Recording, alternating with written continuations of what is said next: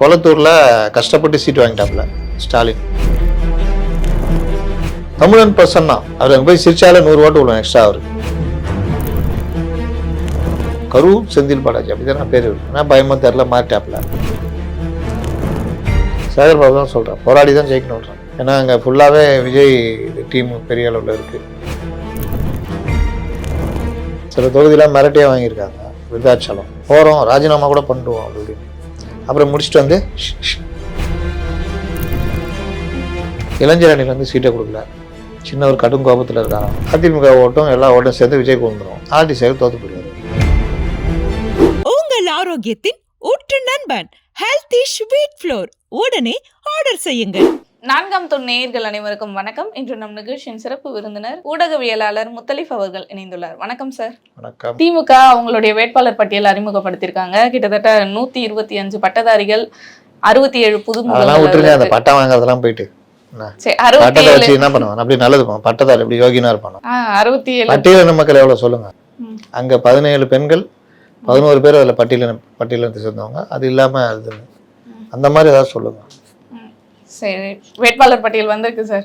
அப்படி சொல்லிட்டு போங்க. எப்படி பாக்குறீங்க? அதை என்ன மாதிரியான வரவேற்பு பெற்றிருக்கு? எந்த மாற்றமும் இல்லை. பாத்தீங்களா, பல தொகுதிகள் இவருக்கு இல்லை, அவருக்கு இல்லை, இவரு இந்த தடவை கிடையாது, அவரு அந்த தடவை கிடையாதுனாங்க. எதுவுமே கிடையாது. துரைமுருகனு சீட்டே இல்லைன்னாங்க. பார்த்தா சீட்டு வாங்கிட்டாரு. நடக்கவே முடியல அவரால். அவர் சீட்டு இங்க 1000 வழக்கில் எழிலனுக்கு சீட்டு இல்லைன்னாங்க. 1000 வழக்கு எழிலன் தான். மயிலாப்பூர்ல வட்ட செயலாளர் முதற்கொண்டு எல்லாம் போய் எதிர்ப்பான்னுனாங்க. அவ்வளோ பேச்சு பேசிட்டாங்க. அவங்களும் நம்பி இருந்தாங்க தாவேலுக்கு சீட்டு இல்லைன்னு. இன்னைக்கு அவருக்கு சீட்டு. அப்போ அந்த வட்ட செயலாளர் கதிலாம் என்ன ஆகும்? வில்லிவாக்கத்தில் ஆதவ அர்ஜுனை எடுத்து அண்ணா நகர் கார்த்தி அவர் அண்ணா நகரில் செலவு பண்ணி வச்சிருக்காரு. அங்கே வந்து சிற்றரசு, மற்றபடி எல்லாரும் அவங்கவுங்க தொகுதி. இந்த கருணாநிதி கொடுக்கல சீட்டு. யாரு? டி நகர் ஜெயன் பலகன் தம்பி அவர் கொடுக்கல. அது பதிலாக ஜெயன் பலகன் பையனை கொடுத்துருக்காங்க அந்த தடவை. அவ்வளோ நல்ல பேர் வாங்கிட்டார் போல. பிரபாகர் ராஜான்னு சொல்லிட்டு ஏகப்பட்ட பிரச்சனை, கட்சி ஆஃபீஸ் பக்கம் வரல, அது இதுன்னு இருந்தது. ஆனால் அவருக்கு சீட்டு விருகம்பாக்கத்தில். ஆர்டி சேகர் கொடுத்துக்கிறாங்க. விஜய் எதிர்த்து ஆர்டி சேகர். அவர் தரமாட்டாங்கன்னாங்க, ஆனால் அவரே நிற்க வச்சுக்கிறாங்க. கொளத்தூரில் கஷ்டப்பட்டு சீட்டு வாங்கிட்டாப்புல ஸ்டாலின்.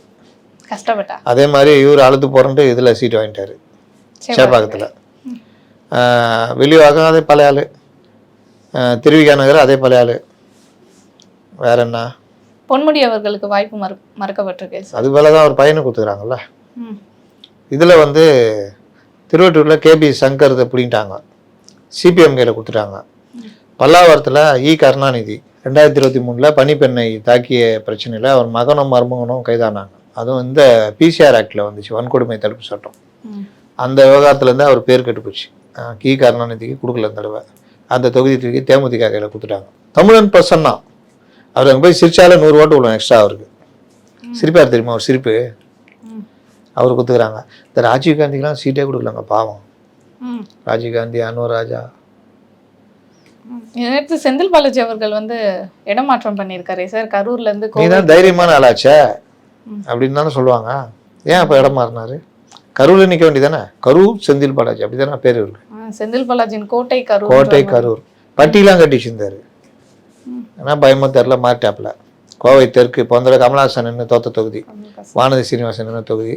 இப்போ அது அதிமுக நிற்கிறாங்க. அம்மன் அர்ஜுன் வேட்பாளர். இவங்க வந்து வடக்கு தான் இவங்களுக்கு கொடுத்துட்டாங்க பிஜேபி. அதே மாதிரி வானதி அங்கே போக வாய்ப்பு இருக்கு. மற்றபடி எல்லா அமைச்சருக்கும், அமைச்சர் பிள்ளைகளுக்கு எல்லாம் கொடுத்துட்டாங்க. ஜோலார்பேட்டையில் நல்லா உழைச்சவர் மாவட்ட செயலாளர் வரதராஜா ஏழுமலை ஏதோ ஒன்று, அவருக்கு சீட்டு கொடுக்கல. ஒரு அம்மா போராடி வாங்கிட்டாங்க சீட்டு. துரைமுருகனுக்கு சீட்டு கொடுத்துட்டாங்க. பொன் கௌதம சிகாமணிக்கு சீட்டு கொடுத்துட்டாங்க. காந்திக்கு சீட்டு பிடிங்கிட்டு அவர் பையன் வினோத் காந்தி கொடுத்துட்டாங்க. ஜோயலுக்கு சீட்டே கொடுக்கல. முக்கியமான இல்லை அவர் யார்? Right hand. இன்னும் 2-3 பேர் இதில் வந்து பைந்தமிழ் பாரின்னு ஒருத்தர். இந்த மாதிரி பலருக்கும் இளைஞர் அணியில் வந்து சீட்டே கொடுக்கல. சின்ன ஒரு கடும் கோபத்தில் இருக்காராம். 30 சீட்டுக்கு 11 சீட்டு தான் கொடுத்துக்கிறாங்களாம். இந்த மாதிரி பல இது. மற்றபடி கனிமொழி ஆளுங்கள்லாம் சீட்டு கொடுத்துட்டாங்க. அவங்க ஆளுங்கள்லாம். வேற என்ன வேணும்? அப்போ இதில் வாய்ப்புன்றது பாரபட்சம் இல்லை, எல்லாருக்கும் வந்து அதை பார்த்து தான் கொடுத்துருக்காங்களா? ஏங்க பழைய ஆளுங்க அப்படியே கொடுத்துட்டாங்க.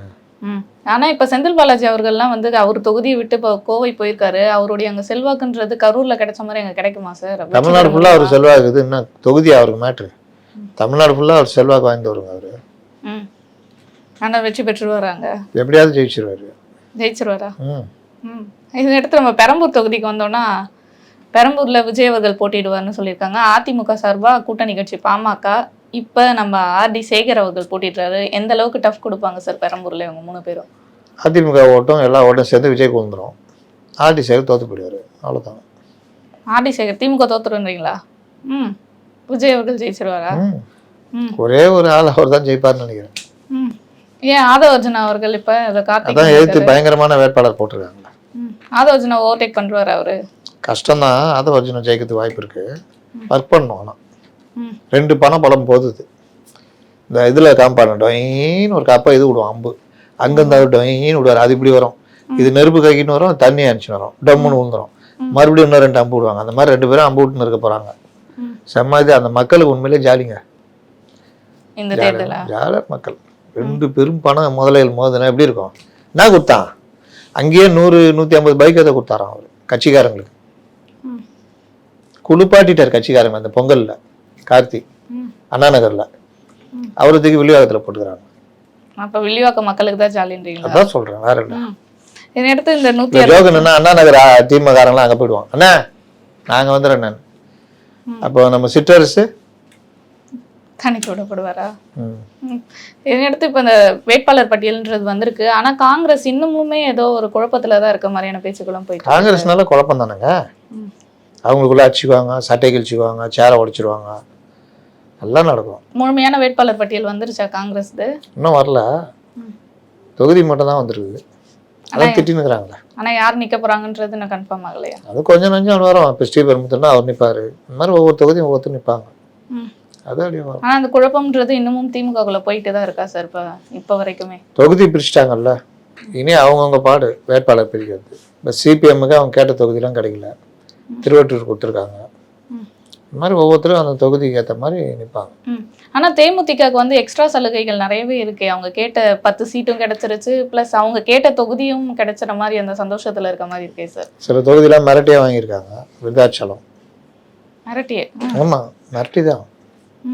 கடைசியில் நாங்கள் போறான்ட்டாங்க. அவங்க போகிறோம், ராஜினாமா கூட பண்ணிடுவோம் அப்படி இப்படின்னு. அப்புறம் முடிச்சுட்டு வந்து இந்த பைத்தியம் எத்தனை பேர் தான் பிடிக்கும்னு தெரியல. ஆனா ஏன் அந்த அளவுக்கு முக்கியத்துவம் கொடுக்குறாங்கன்ற கேள்வியும் வருதுல்ல தேமுதிகவுக்கு. அது எல்லாருக்கும் வயிற்றுச்சலாகுது. என்ன அந்த அம்மாவுக்கு ஒன்றுமே இல்லை அப்படி கொடுக்குறாங்களே அப்படின்னு. அது இருக்க தான் செய்யுது. அதை ஒன்றும் பண்ண முடியாது. எங்க விஜயகாந்த் அவர்களுடைய ஓட்டு விஜய்க்கு போயிடுமோன்ற பயத்துல திமுக அவங்கள பிடிச்சி வச்சிருக்கான்ற கேள்வியும் இருக்கு சார். வட மாவட்டங்களில் பாமக இல்லை, விஜய் இல்லை, 2 பேரும் ஓட்டு பிரிச்சுருவாங்க. அந்த பயத்தில் தான் இவங்களை கூப்பிட்டு வச்சுக்கிட்டு இன்னொன்று அதிமுக கொஞ்சம் பலகீனமாக காமிக்கணும் அப்படின்னு நம்ம இழுத்து போட்டாங்க. அப்படி தான் நடக்குது. இப்போ இந்த வேட்பாளர்கள் பட்டியெல்லாம் வந்துருச்சு. அடுத்து இவங்க பிரச்சாரத்தை தொடங்க இருக்காங்க. திமுக எந்த அளவுக்கு ஒரு ஃபோர்ஸாக இப்போ இறங்க போகிறாங்க சார்? எந்த அளவுக்கு கம்பேக் கொடுக்க போகிறாங்க?